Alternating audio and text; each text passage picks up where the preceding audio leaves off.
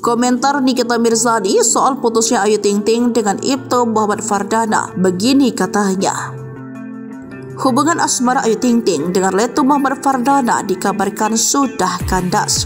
Kabar kandasnya hubungan mereka bermula setelah foto-foto Fardana tidak ada lagi di akun media sosial pelantun alamat palsu itu. Terkait kabar ini, pesinetron Nikita Mirzani pun ramai ditanya warganet. Nikita menanggapi pertanyaan warganet soal kabar kandasnya cerita cinta Ayu Ting Ting dan Muhammad Fardana saat live di akun media sosialnya. Nikita menyebut kandasnya jalinan cinta dalam hubungan asmara adalah hal wajar. Hubungan itu pasti awet, ada putus, kata Nikita, dikutip Sabtu 29 Juni. Nikita mengaku sudah menghubungi Ayu Ting Ting dan menanyakan kabar tersebut melalui WhatsApp. Kebetulan gue sudah WhatsAppan sama Ayu, jelas Nikita Mirzani.